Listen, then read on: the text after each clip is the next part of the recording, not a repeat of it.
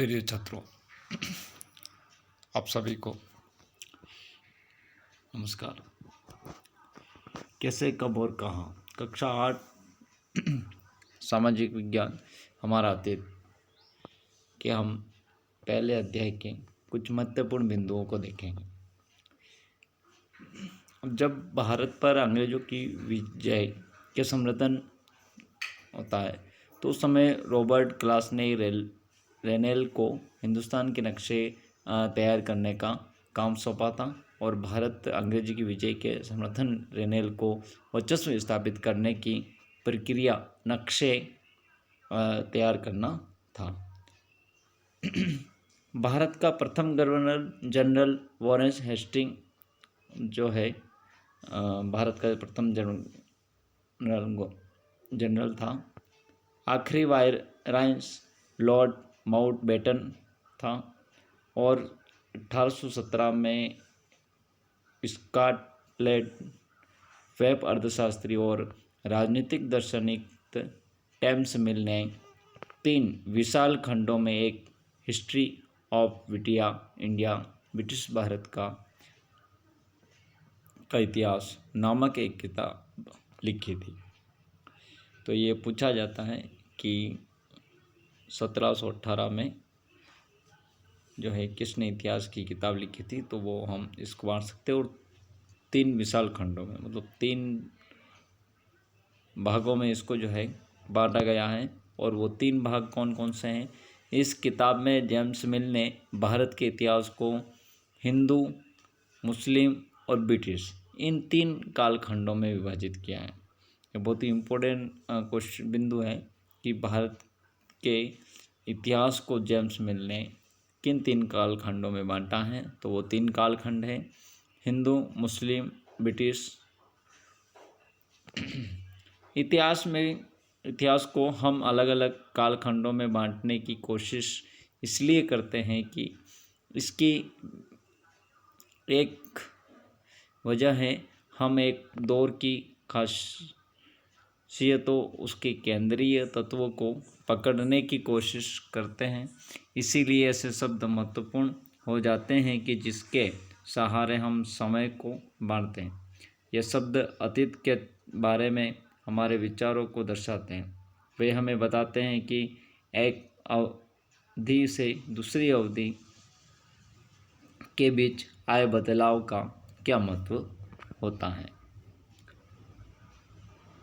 मिल को लगता है था कि सारे एशियाई समाज सभ्यता के मामले में जो है यूरोप से पीछे हैं। जेम्स मिल का मानना था कि भारत में अंग्रेजों के आने से पहले यहाँ हिंदू और मुसलमान तानाशाहों का ही शासन रहा है। यहाँ चारों ओर केवल धार्मिक बैर और जातिगत बंधनों और अंधविश्वास का ही बोलबाला था।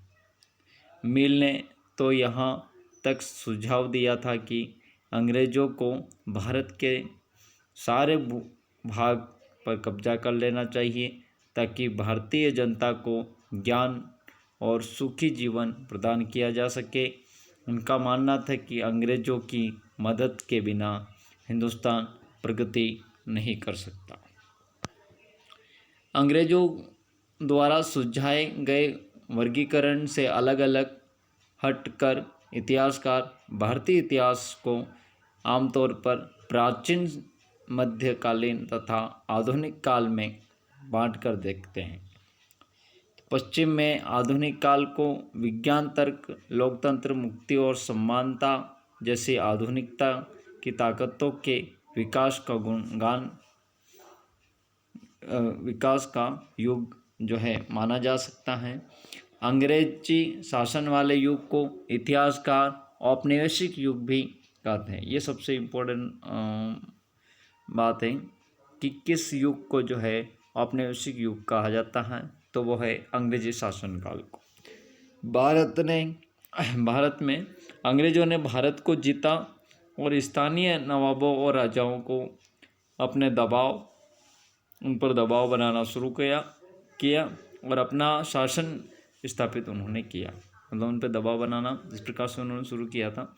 और इस प्रकार से उन स्थानीय राजाओं को जो है अपना शासन स्थापित करने में उन्हें सहायता होती है। उन्होंने अर्थव्यवस्था और समाज पर नियंत्रण स्थापित किया। अपने सभी खर्चों के लिए भारतीयों से राजस्व वसूल करने लगे।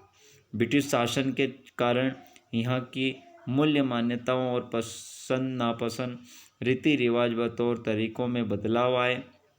जब एक देश पर दूसरे देश के दबदबे से इस तरह के राजनीतिक, आर्थिक, सामाजिक और सांस्कृतिक बदलाव आते हैं तो इस प्रक्रिया को औपनिवेशीकरण कहा जा सकता है।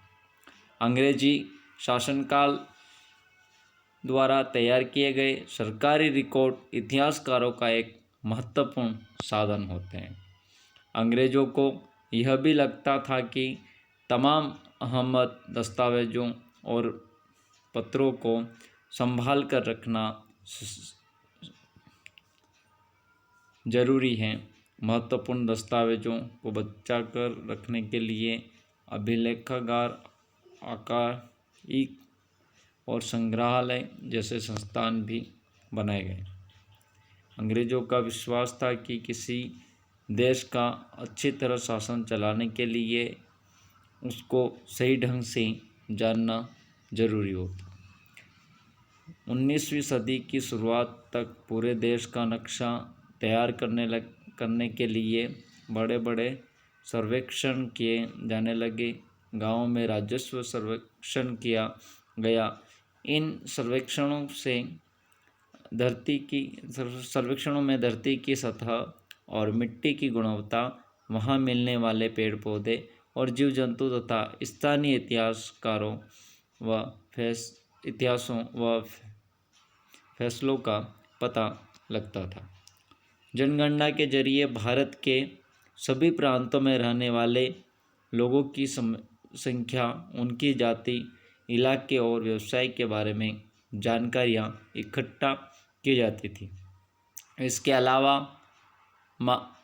वानस्पतिक सर्वेक्षण, प्राणी और वैज्ञानिक सर्वेक्षण, पुरातात्विक सर्वेक्षण, मानवशास्त्रीय सर्वेक्षण, वन सर्वेक्षण आदि कई दूसरे सर्वेक्षण भी उस समय किए जाते थे। जैसे जैसे छपाई की तकनीकी फैली, अखबार छपने लगे और विभिन्न मुद्दों पर जनता में बहस भी होने लगी, नेताओं और सुधारकों ने अपने विचार को फैलाने के लिए लिखा। कवियों और उपन्यासों ने अपनी भावना को व्यक्त करने के लिए लिखा। तो ये हमने जो देखा है ब्रिटिश शासनकाल, यानी कब और कैसे, कब और कहाँ। तो इस समय जो है कक्षा 8 का पहला अध्याय, इसके जो मुख्य बिंदु थे वो हमने देखे हैं। दोस्तों, आज के इस वीडियो में बस इतना ही। अगर आपको वीडियो अच्छा लगा, लाइक कीजिए, शेयर कीजिए और सब्सक्राइब करें। मिलते हैं नई वीडियो के साथ कुछ इसी प्रकार के नई चीज़ लेकर। तब तक के लिए धन्यवाद।